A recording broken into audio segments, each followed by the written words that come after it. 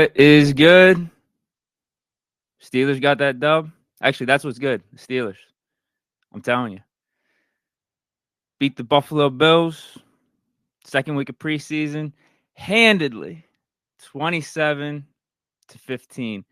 Unfortunately, we didn't get that shutout. We had that shutout going for a while, but then we had the botched snap.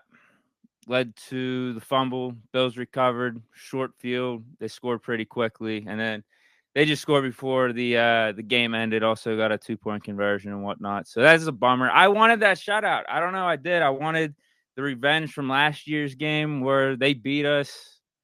They beat us by like 30 points or something like that. It wasn't good. That was Pickett's first start. We were still finding our way. We were going through some growing pains. So I wanted to really make a statement, and we did. We absolutely still did, even though we didn't get the shutout and we only ended up beating them by 12 points. Like, the score isn't an indicator of how that game actually went, if you guys get what I'm saying. But yeah, we got some people already rolling in the chat here. Ludi98 saying, let's go Steelers, 17 AP. Deke with 2 exclamation marks. Thanks, bro. 17 AP also says, beautiful game. It was. B. Perry 24. JPJ had a nice interception. You know, we're going to be talking about him. Seen some comments about Nick Herbig. He looks like the steal of the draft. B. Perry 24 also says KP8 looks ready to dominate the season. And actually, I'm glad you said that, because before we get into the winners and losers of this game, I want to go off on like a little monologue or a little bit of a spiel. I like that you said that. KP8 looks ready to dominate this season. Anyone that knows ball or anyone that has eyes for the game of football knows what they're seeing out there.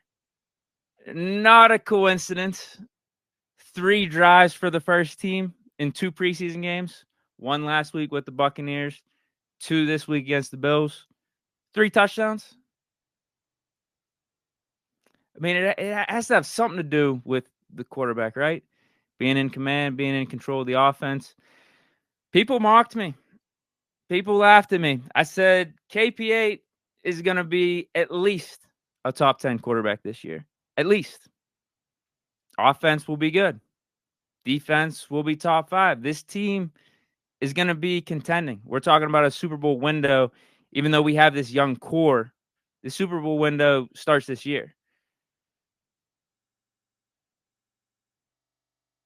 The haters are going to hate, man. The haters are going to hate. They can keep sleeping. I hope they keep sleeping. But you know there's going to start being the switch up. In fact, we already saw some of the switch up from last week. Like, people started slobbering over the Pickett to Pickett's connection. They were like, you know what? Maybe we should start taking the Steelers and Kenny Pickett in this offense more seriously. To me, I was like, bruh, why a preseason game? Why did a preseason game make you start to change your mind? Because if you actually watched the second half of last year's regular season, you knew that Pickett to Pickett's connection was real. The offense had potential. Pickett could become an elite quarterback in this league, but now all of a sudden you wait the whole offseason and just watch one preseason game. Now you want to switch up. It's whatever. I mean, I feel like these preseason games are just confirmation for those that know ball, those that know what they're seeing out there, because this is what we've expected. This is like not a surprise at all. So again, stay sleeping. You guys can have the first laugh. The haters can have the first laugh. The doubters can have the laughs and the chuckles throughout the offseason. But we, Steeler Nation, we will get the last one. Trust me. Keep thinking that the Steelers are going to finish last in the AFC North. Pickett ain't the guy. Keep thinking we're not going to be explosive on offense. We're not going to be able to compete or whatnot. That Tomlin lost his fastball. Whatever. Keep thinking that. But before I get into winners and losers, let me get some more check-ins in the chat here. 17 AP. He's heavy in the chat, man. Thanks for tuning in. He says that Conor McGregor walk was tough from KP8. Yeah, that was after the touchdown. I'm seeing some running back controversy talk in the chat. Pittsburgh Cow says, woo. I can't do Ric Flair. I'm sorry. He has woo and then in parentheses next to it, Ric Flair. That's how I feel. I can't do that. I'm just not that guy. I'm more of a chill guy. I can't do that unless I'm down at the game, maybe have some beverages. You guys have seen me in that element. I'm a little bit more lively. But right now, no, I'm not going to do a Ric Flair woo for you.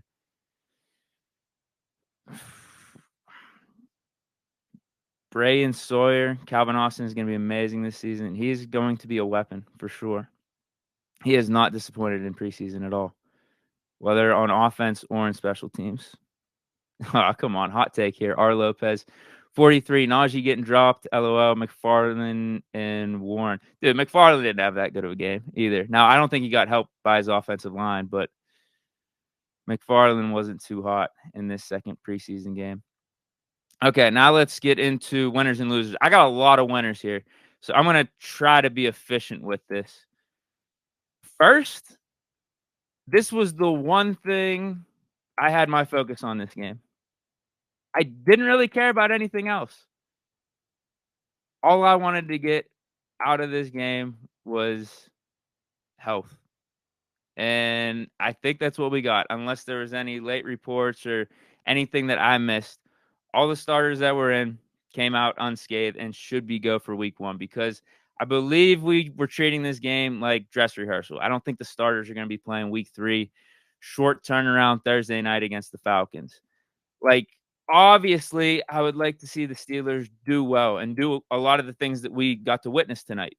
But the first priority was just health and getting our starters, our stars, our veterans, all the guys that are going to be playing a key role once the regular season rolls around. We needed to get them healthy to that point, whatever the date is. I think it's the second week in September. We just needed to get them there with full bill of health, and it looks like that will be the case, which is great. Second guy I got on here, let's start with 8. Let's start with Kenny Pickett. Bro, yeah, he's QB1. Like, there's no doubt about it.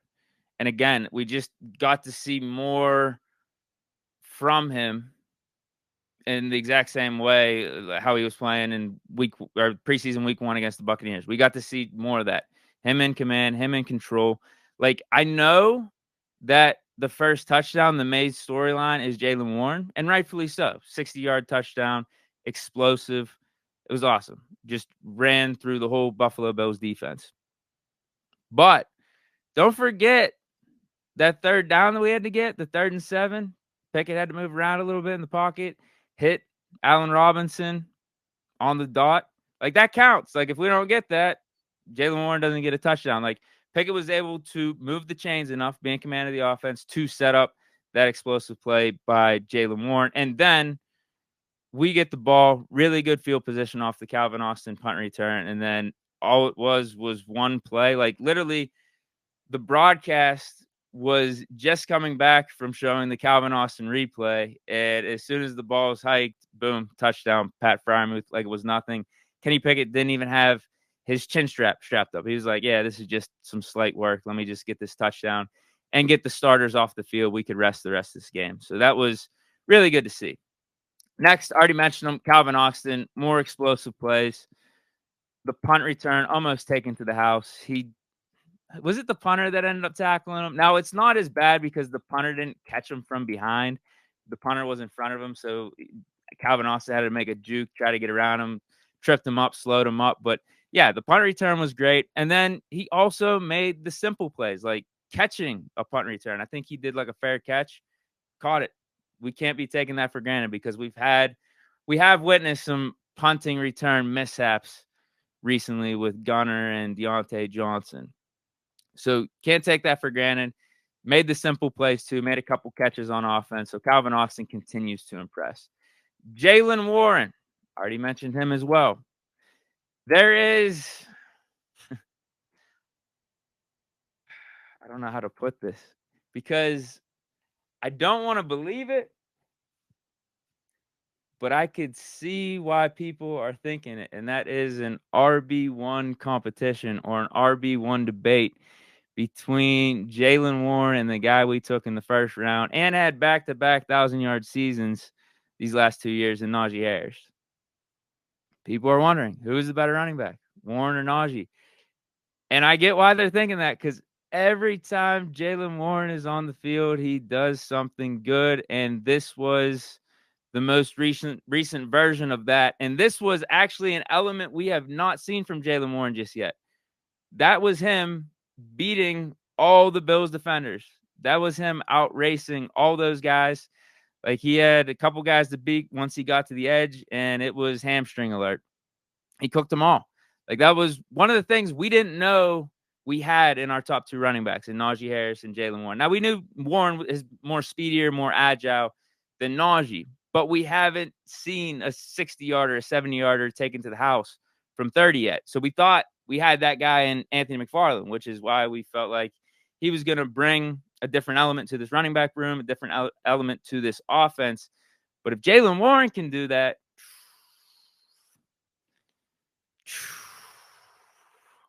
that'll be different. That'll be different. So I get why people are talking about RB1 debate or an RB1 competition. So actually, I have a poll set up here. I hope this works. This is going to be the first time I'm doing this. The simple question is RB1 question mark. Najee Harris, Jaylen Warren. So you guys answer it. I'm going to get the pulse of Steeler Nation right here. I actually feel like the emotions are high right now. I feel like this is going to lean Jaylen Warren. It's still Najee Harris. It still is. But maybe Najee or Jaylen Warren is going to be taking more of Najee snaps than I initially thought. Last year, Jaylen was getting around 30%, 35% of the snaps. But man, could we get that up to 40, 45, potentially even a 50-50 split? I don't know. Let me try to send this out here. And then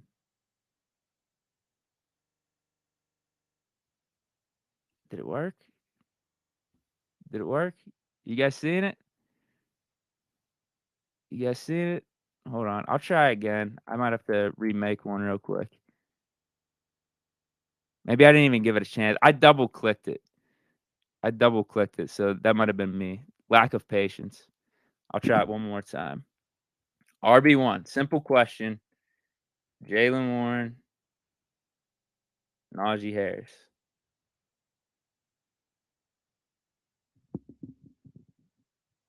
Okay, it's gonna be out now. It's live. It says live. How about now? You see it? If not, I'll see what you guys are saying in the chat. Oh no, I'm seeing it. You guys are voting. Cool. Okay, while you guys make those votes, let's move on to more winners.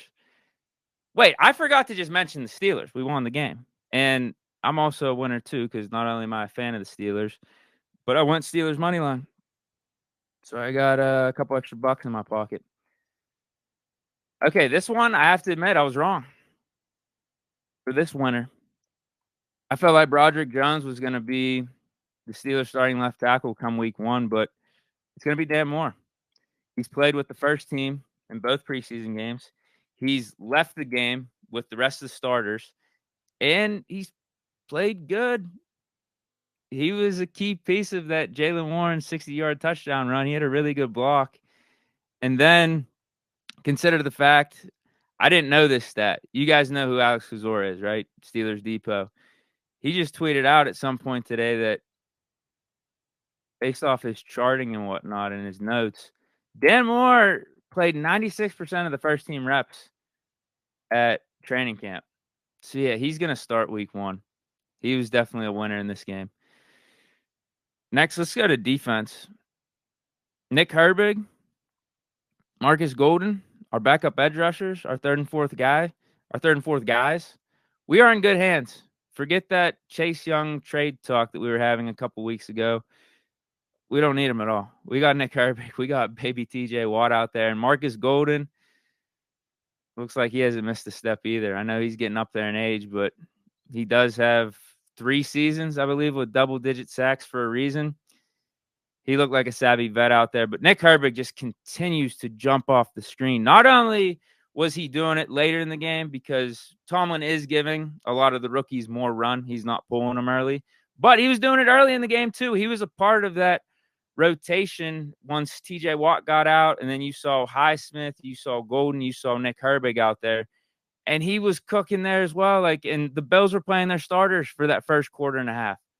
So, man, I'm going to be excited to see Nick Herbig continue to do his thing once we hit the regular season. I'm assuming we'll see him more in the third preseason game, just not like the starters, the solid starters, the veterans, the stars, any of those guys. But we'll see more at Nick Herbig. We'll get to see him cook down at the ATL. Speaking of rookies, JPJ made his Steeler debut, made his NFL debut. First, I just thought he'd look good out there. He looked clean. Aside from the pick, like he was good in coverage, played a lot. You couldn't really ask for more, but then he got the interception. I don't want to knock it too much, but that was a terrible throw by Matt Barkley. Going back to last week, how I said I could have caught that pick that was thrown to Trenton Thompson. I could have caught this ball that was thrown to JPJ. But it was an awesome moment. He gave the ball to his dad. They made sure he wasn't leaving that stadium without the ball. So it was cool. And what's really nice for Porter with this play right here and just his performance in his first game is that we'll start to hear less and less about the talk of his ties to the Steelers, his dad playing for the Steelers, how he was such a legacy pick, that he grew up being a ball boy. Mike Tomlin, he was basically like family to him. He called him uncle growing up. Like, we'll hear less and less of that and more about JPJ becoming his own person and what he's doing on the field and less about the past from like 10, 15, 20 years ago. So that's good because I'm sure he's so sick of talking about that. Those are like the only questions that he was getting this whole offseason. So yeah, great debut for JPJ. Couldn't really ask for more. Got a pick, played good, didn't get cooked, did everything you could ask of him. Let's stick with the secondary. Dennis Sullivan. I was having some question marks. I literally wrote down in my notes, what's going on with slot corner right now? Because Elijah Riley has low-key been balling out, not only on special teams, but he's been making some plays on defense. Caught that pick that ricocheted off Cole Holcomb's hands and has made tackles. He's basically, it feels like an Arthur Mollett replacement. Pretty good in the run game. Can be sketchy in man-to-man coverage at times, but in zone, knows what he's doing. But then all of a sudden, right out of halftime, we get Shannon Sullivan making an unreal, like, one-handed tip pick, which got us a touchdown off, like, a really short field. Mitch Trubisky threw a nice pass to Connor Hayward, who is really underrated. Include him in the winners, too. He catches every ball thrown his way. He does the dirty work. Mr. Versatile out there. I can't say enough about Connor Hayward. He's just a great football player. Special teams in general was really good. Presley Harvin was kicking dots all game. His first 3 punts, all 3 of them were inside the 20. Boswell made all of his kicks look crisp, and that's nice to see coming off of a little bit of a lackadaisical year last year for Boswell. He made a lot of the important kicks for us. He made clutch kicks, but anyone that knows Boz and what he's traditionally doing out there as a kicker knows that last year it was an off year for him. He missed some weird ones. So good to see him just be on the money, kick a lot of them right down the middle. Also have on the winners list, usual suspects, Highsmith, TJ, Minka, Muth caught that touchdown. George Pickens had a nice catch early in the game. But do we really got to go over those guys? We know their talent. We know who those guys are. Now, before I get into the losers, let me check out the chat real quick. Let me hear what you guys are saying. And let's check out the poll results. Ooh, it's further than what I thought. I thought it was going to be leaning a little bit more Jaylen Warren. But it's 21% Jaylen. Najee Harris, 79% still for RB1. So let's close that. The results are in. That didn't feel like what Steelers Twitter was talking about after that Jaylen Warren touchdown. It didn't feel like it. But honestly, this is a good sample, though, because Twitter sometimes doesn't reflect real life. So I'm glad to see Najee Harris is still getting his respect. But let's not overlook Jaylen Warren. I feel like he's going to be a key part of this offense. And now, after seeing him, not only in this game, but even last game, show his flash and just continue to do what he was doing and piggyback off of his 2020 rookie year, like, he's going to be getting some PT. He's going to be challenging Najee Harris. He will. I still feel like it's Najee Harris, though. Najee Harris is an important part to this offense. He's an important part to this running back room. But the snaps may start swinging a little bit more Jaylen Warren's way as the season goes on if he keeps doing stuff like that. Yeah, you guys keep bringing up Kenny's walk-off. Richard Hunt says Kenny's walk-off was a winner, Conor McGregor style.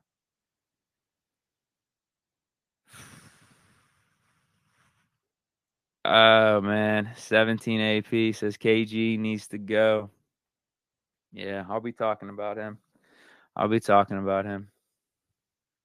Yep. Oh, we got another little competition or a little debate about who's the alpha in their position group. Striz 747. DJ needs to watch his back with Pickens and Austin, hunting him down. I already felt like Pickens was already wide receiver 1. They complement each other good. Wide receiver 1A, 1B, whatever. But I think long term, we all know Pickens is that guy. He's going to be the franchise receiver. G Freaky says, Alex literally said, I'm learning from Herbig. Did that happen? I missed that interview then. Did he do a in-game interview and he said that? Well, I wouldn't blame him because Herbig's learning all of his stuff from TJ Watt. So if Herbig can pass down some of that knowledge to Highsmith in a way that TJ Watt can't explain, then I don't blame Highsmith for listening. Rabbit, Herbig is nowhere near better than Alex Highsmith. Haha. Someone had a hot take on the podcast earlier in the week that eventually Highsmith is not going to sign his 3rd contract with the Steelers because Nick Herbig is just going to be his replacement and we're going to forget about Highsmith. That was a hot take. Definitely was. No, why can't all 3 coexist, at least for the time being? We don't got to do this. We don't got to do the whole versus or competition, although we were just talking about who is RB1. Is Warren going to take over the backfield? You know what I mean? Yeah, Warren and Najee can work together. We don't have to have it be a competition all the time. I mean, we're a team, right? We're a team. I know you're always competing. You want to bring out the best in yourself, but man, we're gonna need Najee Harris. We're gonna need Jaylen Warren. We're gonna need all 3 edge rushers: Herbig, Highsmith, TJ Watt, even Marcus Golden. Tristan Love 5'6". Deke, tell Muds the good guys won. LFG. You know we on that Bills fact. Richard Hunt, tell me why we aren't winning the Super Bowl. Oh, Derek's bringing up some nostalgia. Derek MO2 says, imagine 7 with this team. Imagine 7 with Pickens, those weapons and whatnot. Hey, let's leave the past in the past, man. This is Pickett's team. He's going to show out. Trust me. He won't let us down. All right, let's get to the losers. I got like less than 10 minutes here. Try to be efficient. First, let's go with the obvious, the Bills. Not only did they lose, they looked in shambles. We dominated them for most of the game, outside of that sloppy 4th quarter and whatnot. They had false starts, holdings galore all over the place, total of 13 penalties. Their guy, Josh Allen, didn't look sharp either. He had a couple nice throws, but was not able to move the chains like our guy, Kenny Pickett. And Charlie Batch made a good point. It was weird to see this with the Bills because they have been a solid team these last few years, but this is preseason, and they're making all these mental errors, the false starts and whatnot. There were a lot of people that showed out in Acrisure. You guys saw that, but it wasn't like they were going crazy when the Bills were on offense. We were on defense that was throwing them off and making them miscommunicate and whatnot. It was weird. A lot of self-destruction on the Bills' part. Total of 4 turnovers, 3 picks, 1 fumble. So, yeah, they were losers. Bills were losers. Did we say Najee Harris was a loser? Just because No, we're not. No, we're not. Because I just talked about, like, we don't have to do the competition. Just because one guy did good, we don't have to put down the other player. No, we're not going to do that. We're not going to do that with Najee. He didn't get many opportunities. He's still RB1. I think I'm trying to convince myself of that right now. Jaylen Warren looks good, man. I don't blame people for the debate. I truly don't. I don't. Cole Holcomb, I have as a loser. We got a nitpick here because the Steelers did look pretty good. He had a play or two where he got beat by Dalton Kincaid, and just the fact he let that easy pick go right through his hands and let Elijah Riley take it. I guess we could throw him on the losers list. I didn't think he looked bad outside of that. But that's been the knock on Holcomb throughout his career. We knew what we were getting with him. Like, he's a really good run stopper. He's a more athletic version of Robert Spillane, but in man-to-man coverage, could get beat at times. Is what it is.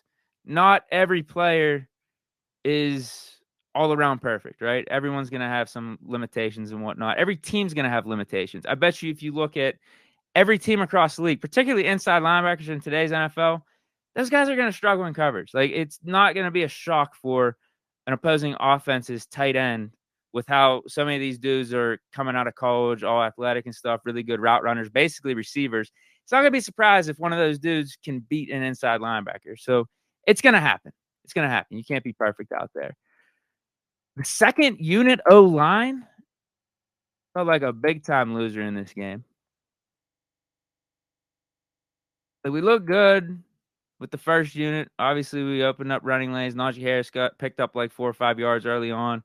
Jaylen Warren looked good, but then it just went all down the tubes once that second unit offensive line got out there. We couldn't run the ball at all. Anthony McFarland put up like a Trent Richardson running line. Let me check it real quick because it was bad. At one point, he had like 9 rushes for 2 yards. Let me see what the final was. Never mind. NFL.com website's glitching out. No, wait, I might be able to get it. No, I can't see it. It wasn't good. It wasn't pretty for McFarland. And I guess you could throw him on there too, but I didn't think the line did him any favors. And one of the guys you could point out, Kendrick Green, it wasn't as bad as it was against the Buccaneers, but still, there were a couple plays he got bullied, and you're just like, dude, you're going to get the quarterback hurt. You're going to get someone hurt. Had a holding penalty. I just don't think he belongs at center. But, yeah, we kept him there the whole entire game. I don't know why we're not going to try Spencer Anderson out at center. I have no clue because I do not feel confident in Kendrick Green playing that position if Mason Cole went down. Now, maybe we don't do that and we move Nate Herbig or James Daniel or Isaac Seumalo to center. But at the same time, then what are we talking about here? Why does Kendrick Green get a roster spot? What value does he bring? Unless we're going to move him to fullback and do some of that stuff, which we still haven't seen yet. But yeah, another bad performance for Kendrick Green. Definitely unfortunate for him. Mason almost threw like 2 or 3 picks. Didn't look good. Because that's another one, man. Actually, I'm going to throw this poll up real quick. There's a lot of debate about Mason versus Mitch, who's QB2. Is that settled now? Mitch is QB2. I'm going to put it up. I'm going to put the poll up, but we'll see what you guys say. It's live right now. Did your viewing of today's game change your opinion on who's QB2? See, here's what's funny. I'm seeing these results coming in right now, and they're leaning so far heavy Mitch. I don't think this would have been the case if I did this poll after last week's preseason game, because actually we did one in the middle of the week for the podcast, and it was like 55% Mitch for QB2, and Mason was 45%. Now I'm looking at the results, 83% Mitch, 17% Mason. Did it really take just this preseason game for people to change their minds on this QB2 competition? Now, I wasn't thoroughly impressed with Mitch, though, either. I'll be honest. I felt like he was playing a little too conservative out there. Now, I don't know if it's because he had that second unit offensive line to deal with, and he doesn't have the starting weapons out there. Like, he doesn't have a smorgasbord of guys with elite talent to throw it to. We're talking about, like, was Calvin Austin even out there? Calvin Austin and, like, Gunner, backup tight ends and whatnot. Like, maybe he would have done better if Pickens and Allen Robinson, Deontay were out there, but he felt conservative. He felt like he was the starting quarterback. I like backup Mitch better because when backup Mitch is out there, he just lets it rip. He slings it. He doesn't have a care in the world. But starter Mitch, and we got to see that last year for the first 3.5 weeks. You got to see it with the Bears too. He's just too conservative. Feels like he's playing with something to lose. And That's how it felt today. I know his stat line is not going to look bad. He was pretty efficient. He had a good completion rate, but his yards per attempt wasn't that high. He got the touchdown, makes the stat line look good, but that was on a short field coming off of the JPJ pick. Oh man, I don't want to completely bury Kendrick Green, but I forgot he also had that bad snap too. I think that's it. I literally think I covered everything. I do have some storylines written down here. We already talked about Mason versus Mitch. Darnell versus Zach Gentry for tight end 2. I think it's Darnell. He came out with the first team. He was playing early on. I didn't get to see Zach Gentry till late, so I think Darnell's tight end 2. But I don't think Moats brought up on the podcast that there might be a little bit of a conversation of who's tight end 3 or who gets a roster spot between Zach Gentry and Rodney Williams.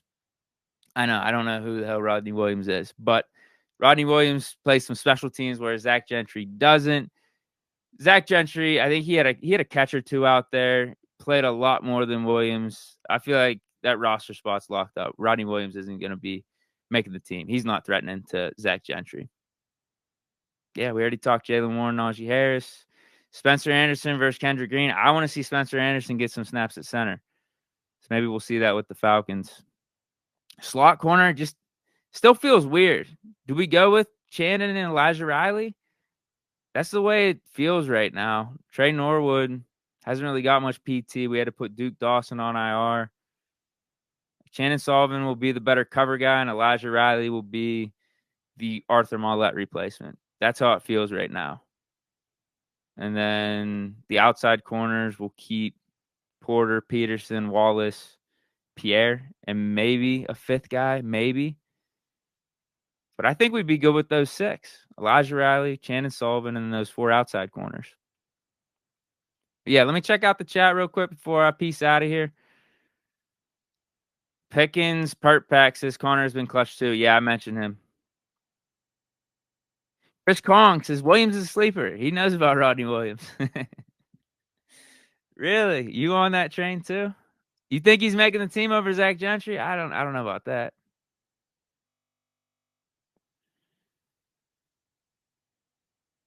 Striz747's with me. Says Mitch, bro. Everyone giving those knee-jerk reactions last week. I know.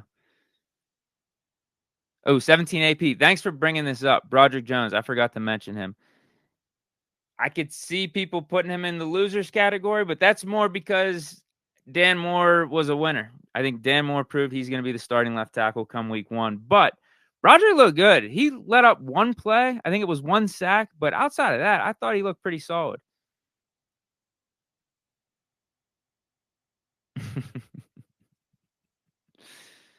This is a great question. Richard Hunt, how is Barkley still drawing a check? I don't know. This is what I was saying, though, about our quarterback depth chart and our backup quarterbacks. We have elite dudes for QB2 and QB3. Like, Mitch is an elite backup, and Mason is an elite QB3. Mason would be a good backup for a lot of teams. I bet you the Bills would love to have Mason over Matt Barkley. Is Matt Barkley really their backup? He was. He came in after Josh Allen, right? And then they had Kyle Allen. Man, who's better between those two? I would take Kyle Allen, I think. They're both bad options. Yeah, if Josh Allen goes down there in trouble. Whereas with us, if Kenny misses a game or two, we could win. We could legitimately win games with Mitch or Mason. We can. We've seen it done before. Is it always going to look the prettiest? No, but I've seen Mitch step up in big moments. I've seen Mason take care of the ball. So, yeah, we got good options. We got good QB depth. But our QB1 is going to be good too. Trust me. Someone in the strip district needs to make a Kenny walk-off shirt. We out here overreacting. Ooh, you know that's happening. I bet you, because a lot of you guys have brought that up in the chat. T-shirt makers typically have a good idea what people are going to want. So I'm sure someone will make that a T-shirt. People will buy that. That's a good call.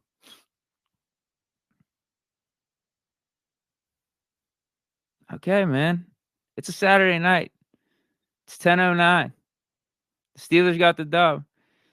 Go out and celebrate. Have a good rest of the weekend, guys. Shout out to the Steelers. Shout out to you guys for stopping by for the post-game report. Did I miss anyone on the winners and losers? I don't think I did. I think I did a pretty good job. Broderick Jones was the only one I thought, and I'm glad someone brought that up late. I think he was the only one that I forgot to mention. But yeah, hey, shout out to Bleach Report. Shout out to you guys. Shout out to the Steelers. Enjoy your Saturday night. Enjoy your weekend. I will see you. I believe I'm back Tuesday. We are going to go over, I think, roster projection, like final cut projections heading into the last preseason game. Yeah, 53-man roster projections. So I'll see you guys Tuesday. I believe it's middle of the day. And then I'll also be back for a post-game report after the ATL game on Thursday night. So see you guys then. And stay chilling. Here we go, Steelers. Peace.